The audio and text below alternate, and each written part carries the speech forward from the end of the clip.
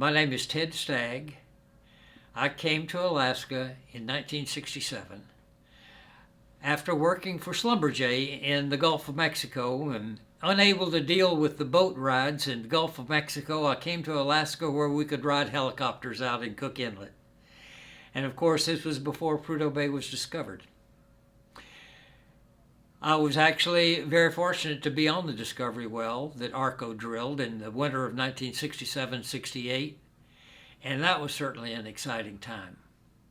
We were flying to the slope in old DC-3s that just barely made it over the Brooks Range and staying in camps that were just barely heated, and it was quite an adventure.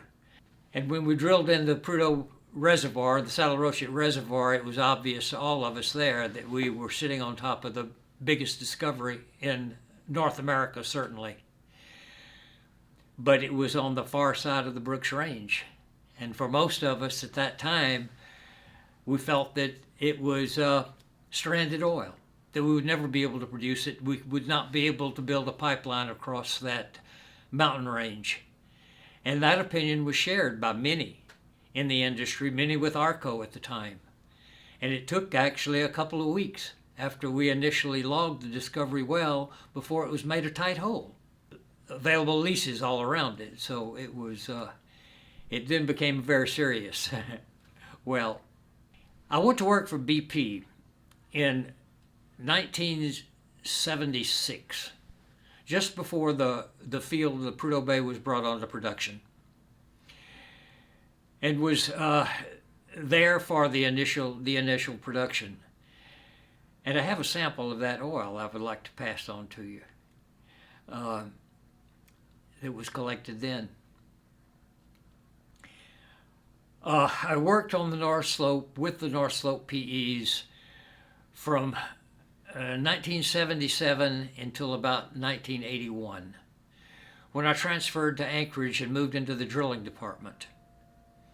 I hated to leave the slope. It was the most wonderful job I had ever had. It was tremendous work, but had found very interesting work in the drilling also.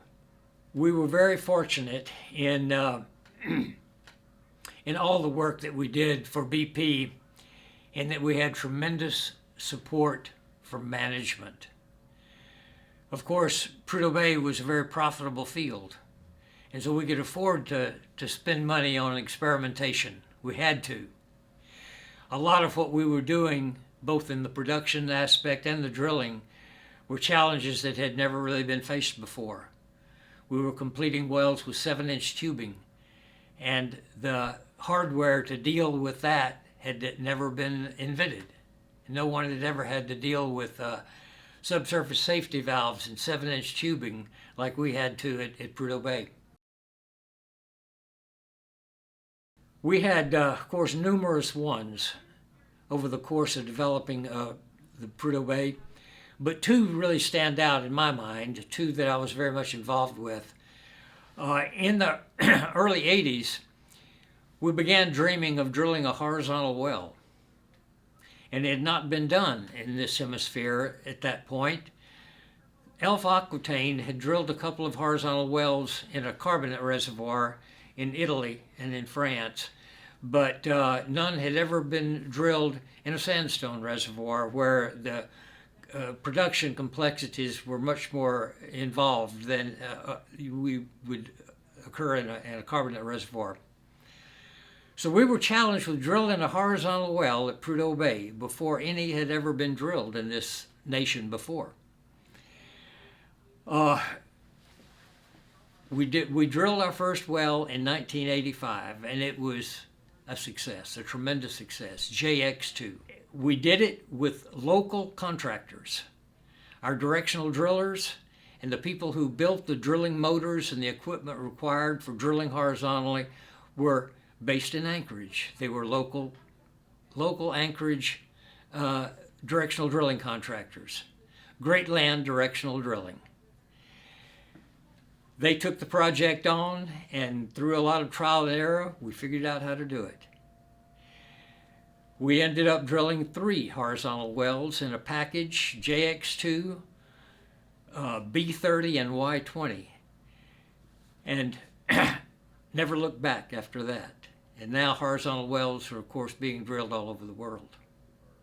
So that's one, that there was tremendous pushback from most managers, most professionals in the 1980s against horizontal drilling. They did not believe we should be doing it. It created a lot of complications for completion. How do you service a well that's drilled horizontally? At that time, coil tubing was beginning to be used for servicing in wells, but nobody could envision using it in a horizontal well. And of course, a lot of the work done on wells is done with E-line or slick line. And those ran out at about 65 degrees. You could not drop tools down the hole beyond about 65 or 67 degrees. So they would have to be pushed down hole somehow. And these were complications that were very frightening and put a lot of people off. But in spite of all of that, our upper management had confidence that we would be able to solve those problems eventually. So we were supported and encouraged to go ahead and drill the first horizontal wells, which we did with tremendous support. Besides, we mentioned horizontal wells as one of the major developments, but there was another. And this one began about 1992, 91, 92. We had been servicing all the wells at Prudhoe Bay with coil tubing. But we had a fantasy that we could actually drill with coil tubing. That had never been done before. So in 91, 92, both ARCO and BP began work toward developing the technology to drill sidetracks with coil tubing. And I was very fortunate to be a part of that on the BP side. We drilled the first coil tubing sidetrack, S17A, in 1995. And I retired from that project in 1906. We hit in 2006. And by that time, we had drilled 500 sidetracks in Prudhoe Bay with coil tubing. So it was a major new development in the drilling industry that we enjoyed at Prudhoe. In 1967, there had been about a dozen wells drilled on the North Slope by BP and in partnership with Sinclair. But the area around Prudhoe Bay had never been drilled, and that was finally seen as the last hope for oil accumulation on the North Slope. Exxon and BP owned some of the leases there, not many, but a few. And Exxon was not interested in drilling, so they farmed it out to ARCO. ARCO took the project on with the understanding that if oil were discovered, that ARCO would be the operator of the leases that Exxon held. And that turned out to be quite a deal for ARCO. The well was drilled in the winter of 67, 68. We actually got into the oil reservoir late in 1967. It was not really logged until 68, January or February of 1968. And when it was logged, we saw a 500-foot column of high porosity sandstone saturated with oil and gas. And it was obvious at the time that this was probably the biggest field in North America. But it was on the North Slope, on the other side of the Brooks Range, which made it a staggering challenge. When the Prudhoe Bay Reservoir was logged and evaluated, the volume of oil there was shocking. It was more than I think anyone really expected, and it took a while for the impact to sink in. Once it did, then the race was on to secure the open leases that were surrounding the discovery well. And that was quite a time when Alaska held that lease sale. It would have been in the summer of 1967, the summer of '67. Brought in a tremendous amount of money for the state, and things did change at that time. It was a different feel. Initially, it was not clear if a pipeline should be built or not. A lot of other options were considered.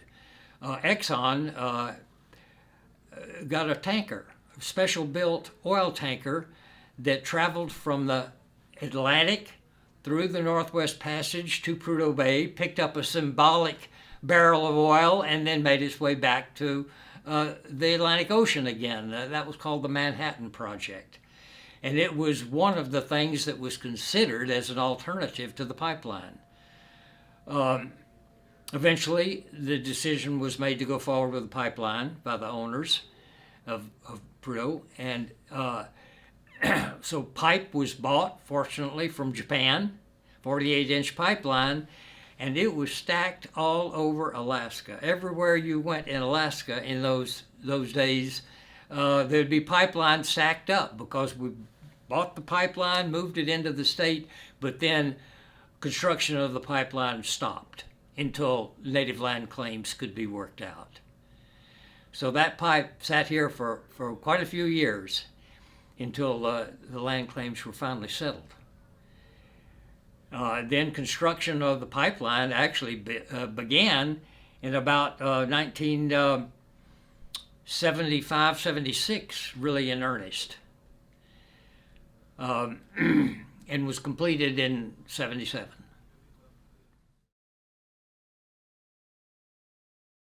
Well, because I was working in the oil field itself with the North Slope PEs, getting the wells ready, getting them drilled, and getting them ready to go on production as soon as the pipeline was built. You know, it's interesting, at that time, we operated under a little different philosophy. Time was more important than money. With a tremendous investment of not only the drilling of developing the reservoir, but the building of the pipeline was such a tremendous monetary investment that we had to get return on that investment as soon as possible. So we had to have the wells ready to produce into the pipeline as soon as it was completed. And so there was just tremendous work, both in the drilling of wells and preparing them for production, and on the gathering centers needed to